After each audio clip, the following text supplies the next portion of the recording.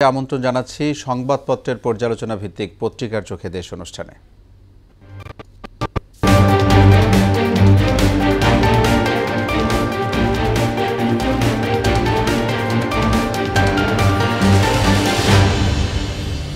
দেশের শীর্ষ দৈনিকগুলোর প্রধান প্রধান শিরোনাম নিয়ে আমাদের এই অনুষ্ঠানে অতিথি হিসেবে উপস্থিত আছেন মোহনা টেলিভিশনের বার্তা সম্পাদক সুমন মুস্তাফিজ।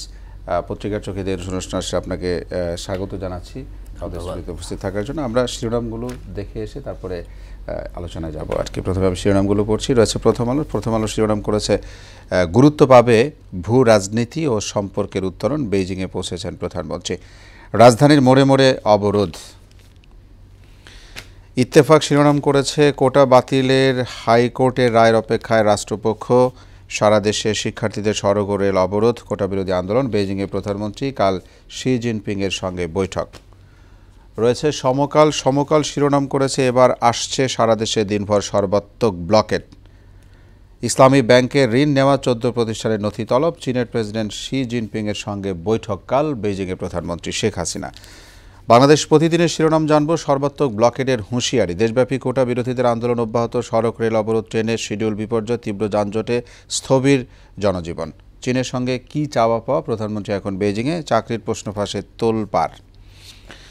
যুগান্তরের শিরোনাম দেখে নিব। শিরোনাম করেছে পিএসসির 3 কর্মকর্তা 17 জন গ্রেফতার, বিসিএস পরীক্ষার প্রশ্ন ফাঁস, যেটি নিয়ে খুব বেশি আলোচনা হয়েছে গতকালকে।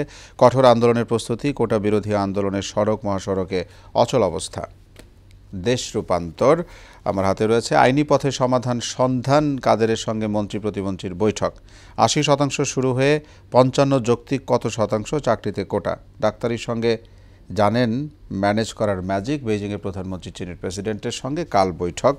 বণিক বার্তার শিরোনাম জানব 5 বছরে 36,000 কোটি টাকার নগদ প্রণোদনায় রপ্তানি গড়মিলের প্রভাব আছে। কক্সবাজার আইকনিক রেলওয়ে স্টেশনের ত্রুটিপূর্ণ নির্মাণ কাজ, ছাদ চুইয়ে ভবনের ভেতর পড়ে বৃষ্টির পানি। Daily Star, quota protest on government looks to Supreme Court for a way out, 6 PSC officials 11 others arrested, Hasina in Beijing on 4-day visit.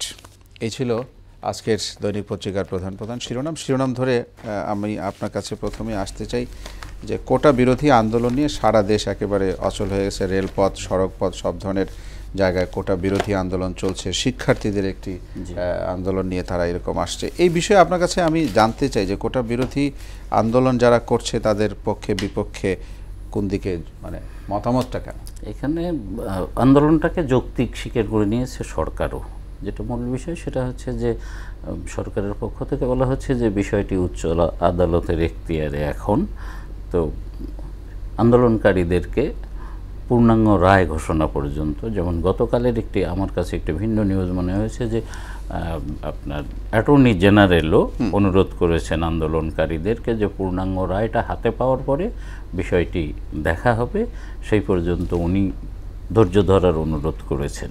Obaidul Quader বলেছেন যে সরকার একটা বিরোধী। আর আগের দিন মাননীয় প্রধানমন্ত্রীও বলেছেন যে মানে তাদের সবার কথাই, সরকারি দলের সবার কথাই এই বিষয়টা মানে এক ধরনের পরিষ্কার বলা যায় যে আন্দোলনকে তারা স্বীকার করে নিচ্ছেন, যৌক্তিক স্বীকার করে নিচ্ছেন।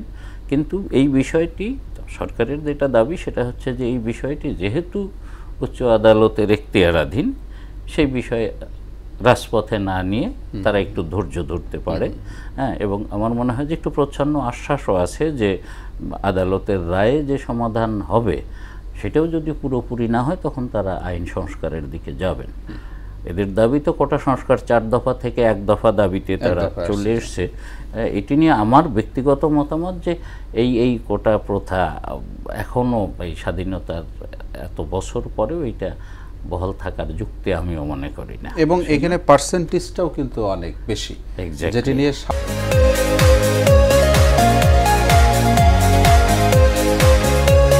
সাধারণ জনগণ যারা আছেন, অর্থাৎ শিক্ষার্থী নয় তিনি হয়তো কোনো শিক্ষার্থীর মানে কোনো কোটায় পড়ছেন না, জি, তাদেরও বক্তব্য হচ্ছে যে মানে পার্সেন্টেজটা অনেক বেশি চলে যায়। হ্যাঁ, এই কোটার জায়গা 56% নিঃসন্দেহে বড় অঙ্ক আর কি। না, খুব স্বাভাবিকভাবেই আমরাও সেটি আপনার যেটি বললেন যে ওইটাই প্রত্যাশা করি যে এটি একটি সমাধানের মাধ্যমে সুষ্ঠু আসুক। সমাধান।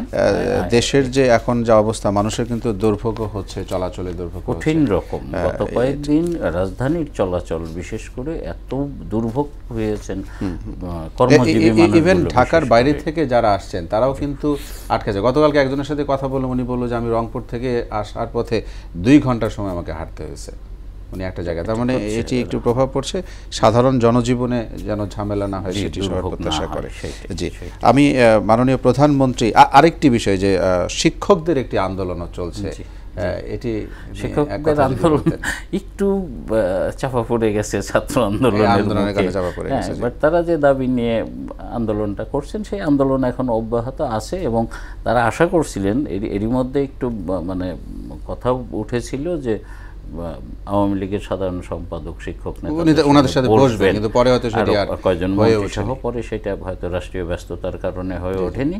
তা আমি মনে করি যে বৈঠকটা হলেই এই সমস্যার সমাধান হয়ে যাবে। জি, মাননীয় প্রধানমন্ত্রী এখন বেজিং আছেন, 4 দিনের সফরে আছেন, আপনার কাছে জানতে। জি, এটা পূর্ব নির্ধারিত সফর। ভারত সফরের সময় আগেই শিডিউল করা হয়েছিল যে ভারত সফর থেকে এসে 8 জুলাই প্রধানমন্ত্রী চীন সফর করবেন।